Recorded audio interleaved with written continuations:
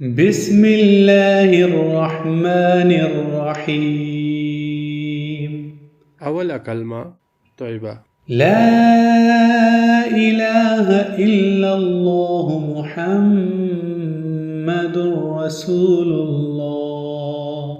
ژباړه: له خدای تعالی نه پرته بل د عبادت وړ نشته. محمد صلی الله علیه وسلم د الله رسول دی.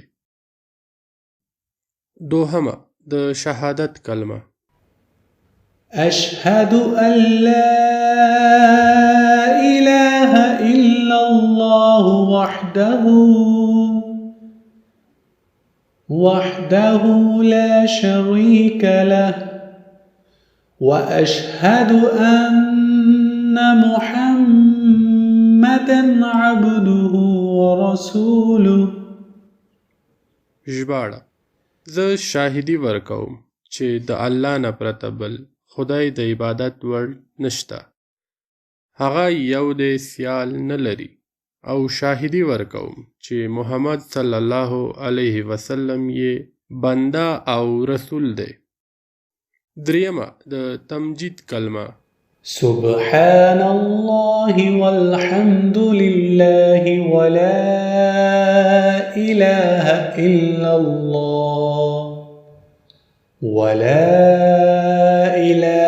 إلا الله والله أكبر ولا حول ولا قوة إلا بالله العلي العظيم. ژباړه: خدای پاک دی، ستاینې هغه لره دي. له خدایه پرته د عبادت وړ بل ذات نشته. خدای لوی دی، له ګناهونو د ساتنې او د نیکو کارونو د کولو توفیق یوازې هغه ورکوي.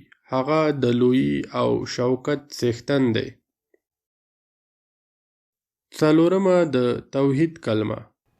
لا إله إلا الله وحده لا شريك له له الملك وله الحمد يحيي ويميت وهو حي لا يموت أبدا ذو الجلال والإكرام بيده الخير وهو على كل شيء قدير. ژباړه: له خدایه پرته د عبادت وړ بل ذات نشته. سیال نه لري. پاچاهي او ستاینې هغه لره دي. ژوندي کول او مړه کول یې په واک کې دي. تل تر تله به ژوندی وي. د عزت او شوکت څښتن دی او ښېګڼه یې په واک کې ده. په هر څه قادر دی. پنځمه کلمه د استغفار کلمه. بسم الله الرحمن الرحيم. أستغفر الله ربي من كل ذنب أذنبته عمدا أو خطأ سرا أو علانية وأتوب إليه من الذنب الذي أعلم ومن الذنب الذي لا أعلم إنك أنت علام الغيوب وستار العيوب وغفار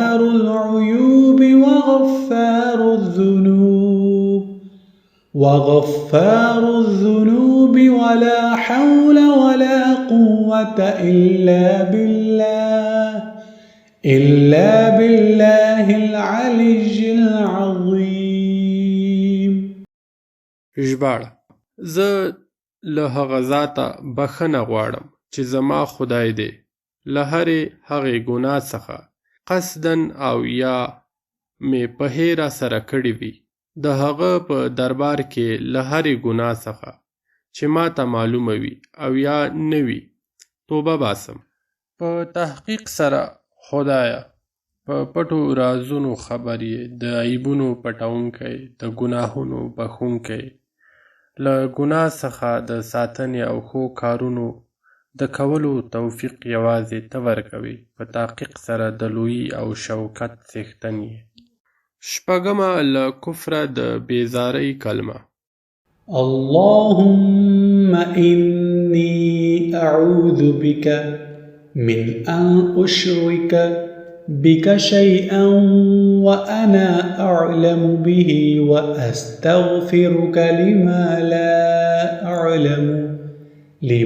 لا أعلم به تبت عنه وتبرأت من الكفر والشرك والكذب والغيبة والبدعة والنميمة والفواحش والبهتان والمعاصي كلها، وأسلمت وأقول لا إله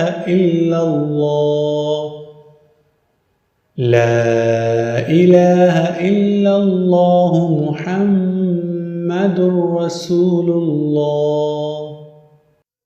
ژباړه: ای خدایه، زه تا ته پناه دروړم له دې څخه چې له تا سره بل څوک سیال وګڼم، په داسې حال کې چې زه پرې پوهیږم او یا پرې نه پوهیږم. ای خدایه، تا ته توبه باسم له هر ډول کفر، شرک، دروغ، غیبت، بدعت، شیطانت، سپکو سپورو، تور لګولو او ټولو ګناهونو څخه، او ایمان مې راوړی او وایم چې له الله تعالی نه پرته بل د عبادت وړ نشته. حضرت محمد صلی الله علیه وسلم د الله رسول دی.